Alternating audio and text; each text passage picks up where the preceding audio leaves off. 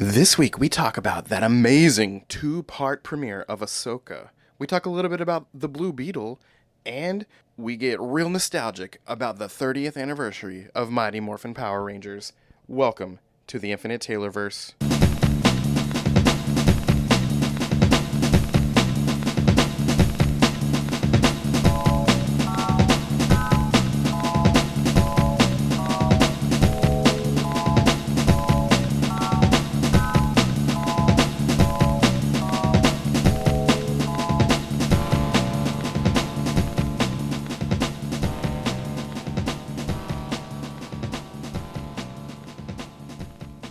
Warning. Red alert. Ay, ay, ay, ay, ay! Danger, Will Robinson.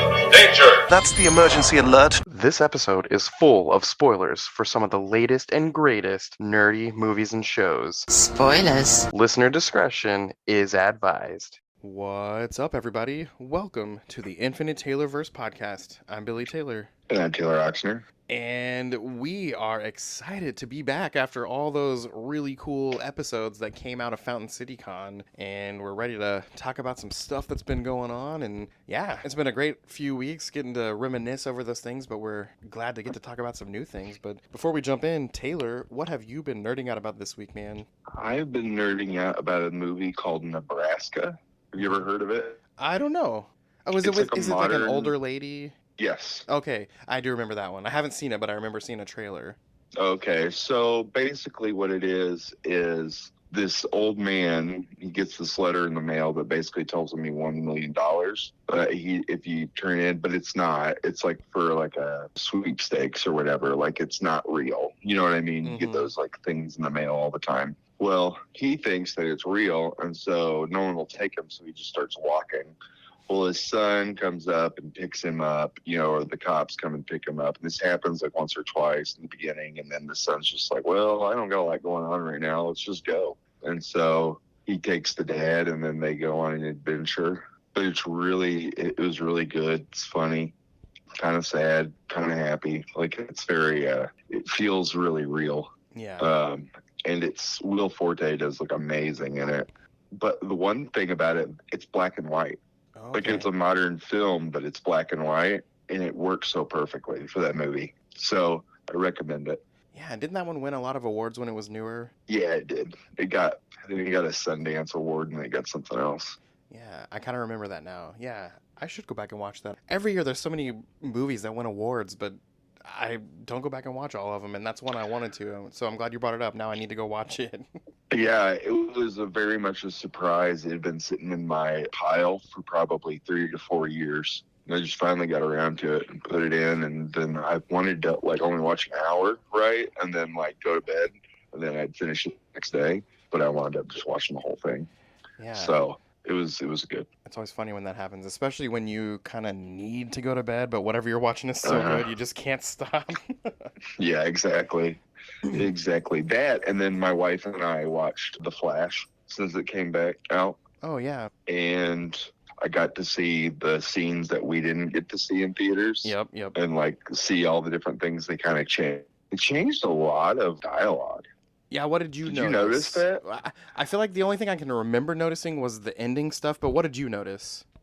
So I noticed throughout it, there's not as much. It's mostly during the Affleck stuff.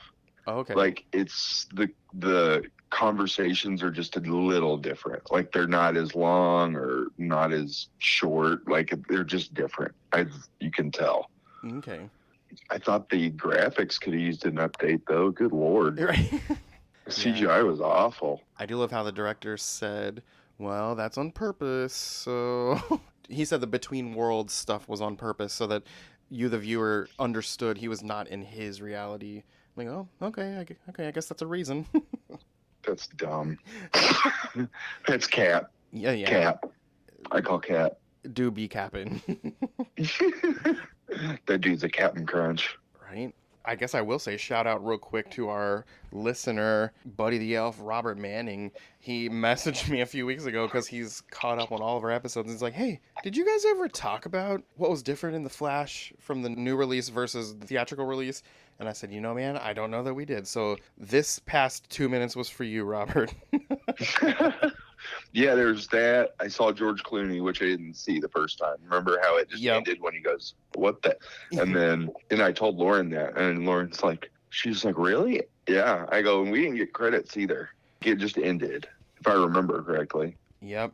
Because we didn't get credits, right? Right. Literally, when the car pulls It up, literally stops. it stops altogether. No credits or anything. Did you see the after credit scene with Aquaman? Too? Yes. Okay. Am I wrong, or was a part of that in the movie that we saw? I don't remember seeing it, but I do remember seeing a week or two or however much time later we saw it online. I remember that. Okay.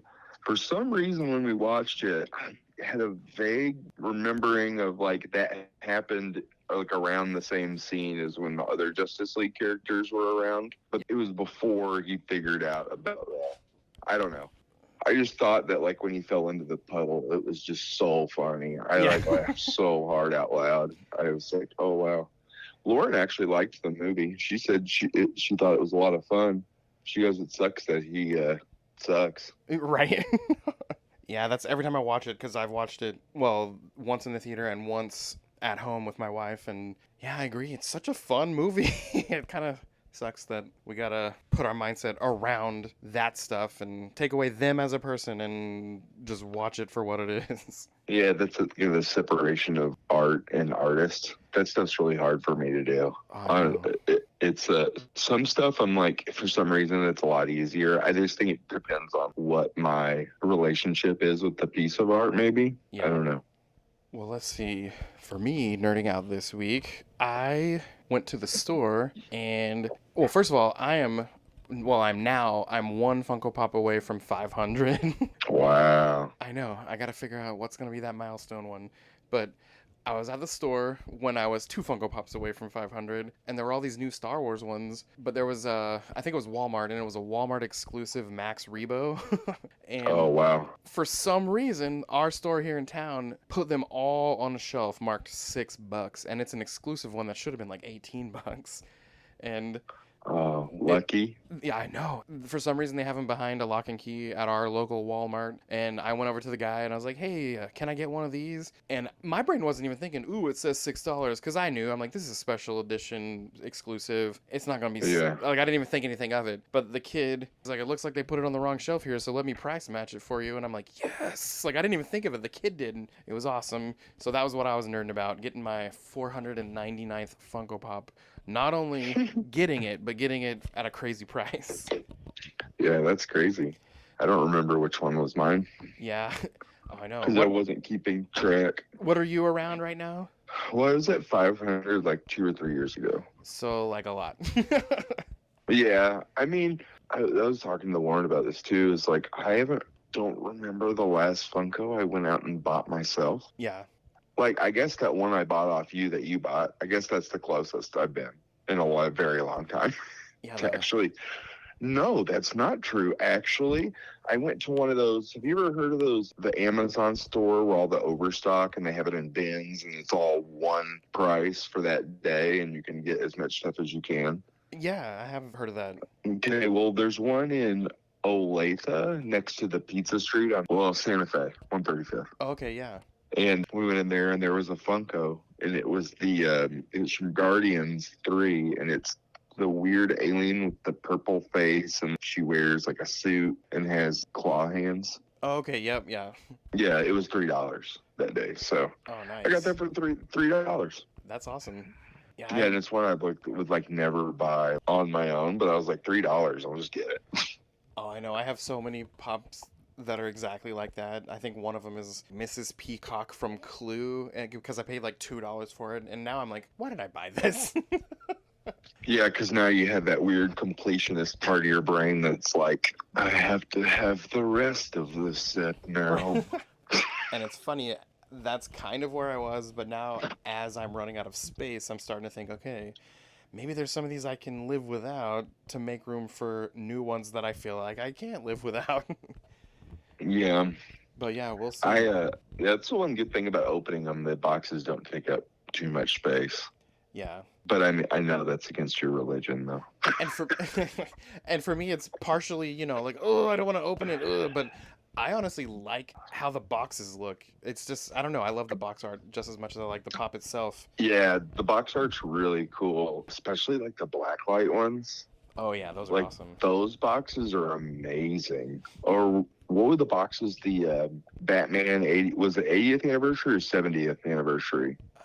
And they did 80th makes where sense. they did the black box with like the gold trim on it. I thought that was Yes. really cool I too. have a couple of those. I have the Michael Keaton Batman one of those, and I have the Red Death one of those. Okay, so I have two. I have the Dawnbreaker Batman. That's like the one that's like the evil Green Lantern Batman. Uh-huh. And then I got what was the other Batman I got? Oh, I got George Clooney's Batman. Oh, nice. Yeah, with the weird silver parts on top of the blue parts. That's awesome. Yeah. Oh, I remember how those suits looked so cool as kids, and I look at them now and I'm like, oh, wow, that's ugly. Yep. Yeah, it's funny looking back at some of that stuff and how far they've come. Especially like the Fox X-Men stuff. Oh, I feel like all that stuff's gonna look so much different and so much better. Yeah. Well, hey, man, that was a lot of nerding out. If you guys can't tell, we haven't talked in a while, so we're just kind of nerding out and having fun here. Let's jump into the news. The news is a little light this week, and I'm going to kind of go out of order as opposed to what we normally do. Let's start with some DC stuff. Well, last week, I had the chance to go see Blue Beetle, and I've got to tell you, it was a lot of fun. The kid from Cobra Kai was amazing in that part, and the whole movie was just full of heart. And to give you an idea, some people like to compare Marvel with DC. I saw it with my wife, and she basically said it was the marveliest DC movie she's ever seen. And yeah, it's certified fresh on Rotten Tomatoes. Again, I don't put too much stake into that, but it's got to mean something to somebody to know how well it's doing. I do. I'm very much in the lane of I like the Rotten Tomatoes and then the Metacritic because they're like aggregates. Yeah. So it's like they're taking reviews from like a bunch of different places, and that's why that also IMDb tends to also be very accurate just because it's people and they just put them together. It's not just critics. Yeah. But that movie was so fun. I'm actually really excited to see it again, and I love that it's the first one to kick off this new DCU, but it's not the first in the timeline once they get that all established. So they mention things like Superman and Batman, and I think even in the first scene, and it was just speculation until literally this past week, the director came out and said, oh yeah, that streak you saw at the beginning, that was definitely a Green Lantern, and all kinds of little cool things like that, and all the Ted Kord nods for the deep comic book fans, and the gadgets, and come outside into the real world once again, and the director's dream cast for Ted Kord in future movies is Jason Sudeikis, and that would be amazing. Oh, that's cool. I would have picked Seth Meyer just because he's been wanting to be the Blue Beetle for so long, but Jason Sudeikis would be a good choice too. Yeah, and it's funny because there's a painting in Ted Kord's daughter's old home from when she was a kid. There's a painting, and it's very artistically done. It's not really normal faces. It's just kind of shades and colors and stuff. But if you look at that painting, someone freeze-framed it on the internet, it looks like Jason Sudeikis. Oh, really? It's kind of crazy. Yeah, the movie was fun. I loved the whole, just the family aspect. They didn't overdo it, but you could tell the family was an important part. Vin Diesel would have been proud, you know what I'm saying? But yeah, definitely go see it. I feel like it was a win for DC, and I think it's only crossed 80 million at the box office, which isn't great in terms of movies making money, but on the other hand, I don't know what's going on, and most people talking about it online are also saying they have no idea what's going on because it's just really good. So, yeah. Do you think it just has to do with it being a character that's not as well known? I think it's a combination of that and the stigma that goes along with DC these days. DC movies, yeah. Oh, it's DC. Not worried about it. But you know, it kind of sucks, but like I hate to say it, they're not wrong. They're just all. I feel like DC movies in the last even though if I've enjoyed them, they're all a mess. It's all a mess. Yep. They're very hit or miss, and there's unfortunately more misses. Yeah, it just seems that I don't know whether it's direct. I mean, I've always stated that it's a studio issue. I think it's horrible that at WB and DC, they don't have their separate studios. They all do the same thing, and you know Oh, what I I know. mean. Like I've always thought that was the worst idea in the whole world, and I've said that forever. It's the same way I felt about Fox and X-Men. But yeah, Yeah, I hate to compare it to Marvel, but Marvel may be owned by Disney, but it's its own studio. If WB would just do DC Studios or something like that, which is kind of yeah, what they're doing, it seems like, with James Gunn and everything, I feel like we're going to be pleasantly pleased with yeah. future things. At least I hope so. I just think it's going to be, you're going to have to dig yourself out of that hole. Right. You know what I mean? Just the typical... And the Zack Snyder hole was huge. Right. That whole universe is a big giant hole. You know what I mean? Yeah. So, and it seems that a handful of the actors are really excited about the whole James Gunn thing. Yep. So I think we're going to get a lot of people who are going to play ball. I think we are going to get some people who will not play ball. I don't think Dwayne "The Rock" Johnson will have anything to do with DC ever again. Yeah. But, you know, hey, we might get to see him in a Marvel movie. That'd be sick. Yep. Well, hey, a little bit of sad news. Did you see that the original voice actress for Harley Quinn, Arlene Sorkin, passed away this week? Yeah, and so did Bray Wyatt, the Fiend in WWE. Yep, and also Bob Barker from The Price is Right. I know, it's been a crazy week. I mean, just talk about the impact of the whole Harley Quinn thing. I mean, that's nuts. Oh, I know. She brought to life that character in its very first iteration. So, man, what an icon.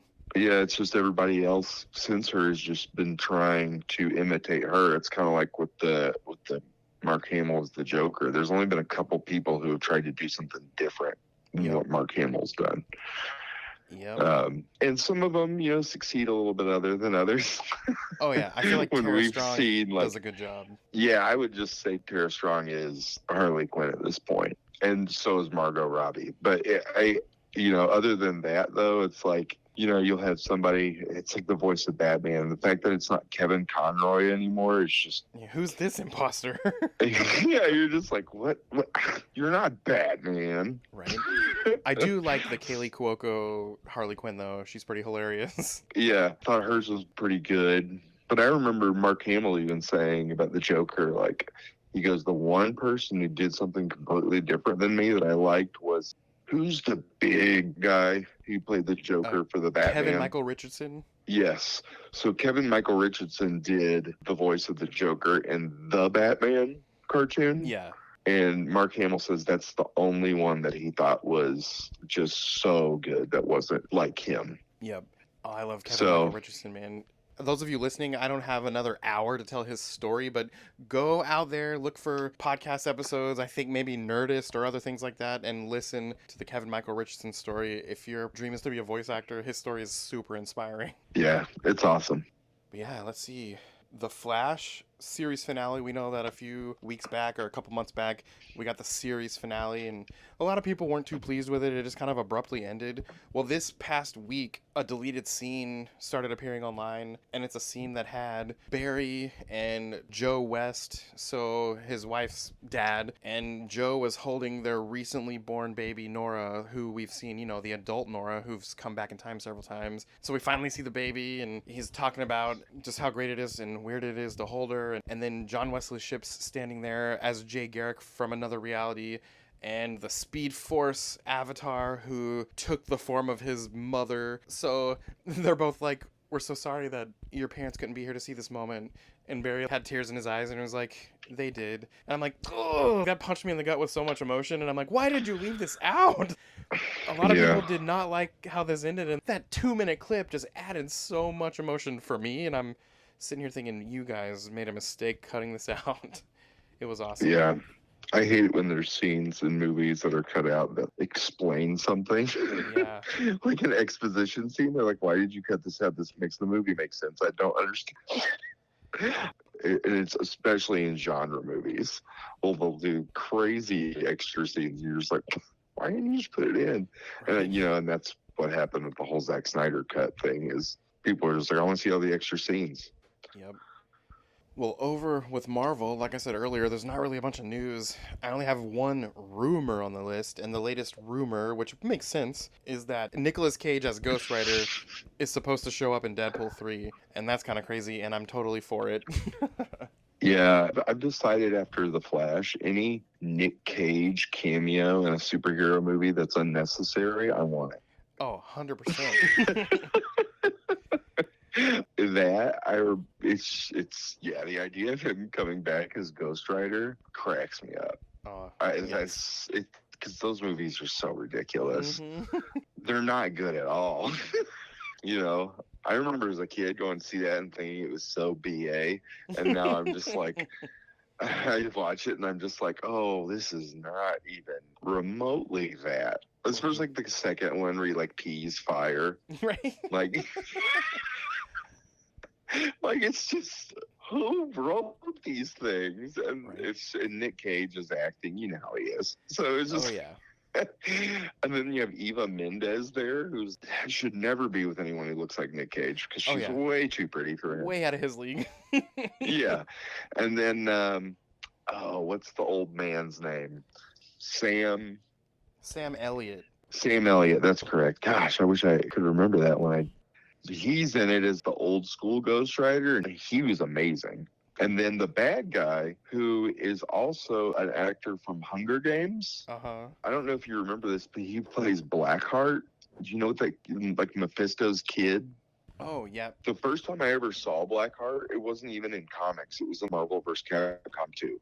Yeah. But anyway, he's in it, but he doesn't look anything like he does. He just looks like a normal dude in like a suit.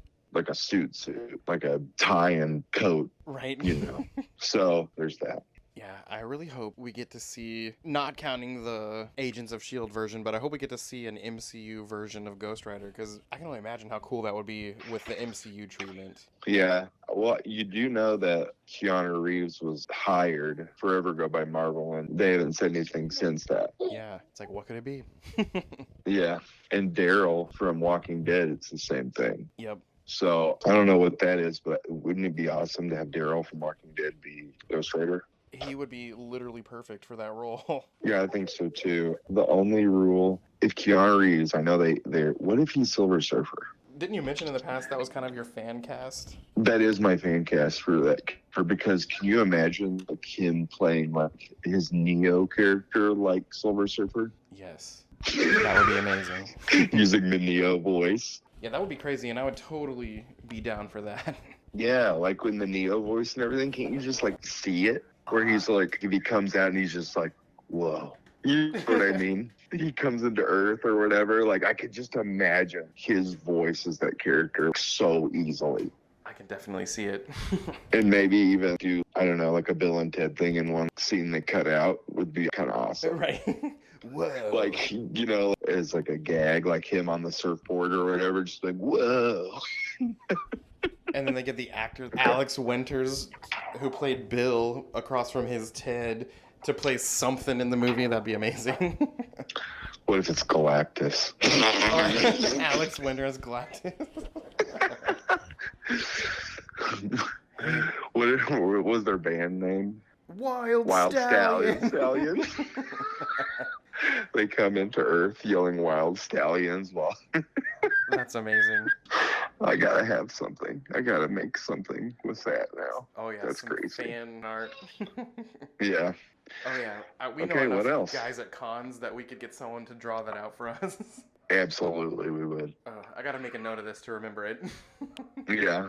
Well, hey, Star Wars. The big thing for Star Wars this week was we finally got the Ahsoka 2-episode premiere. Now, I know as of you guys listening to this, you've already seen episode 3, but as of us recording this, only the first 2 have been out.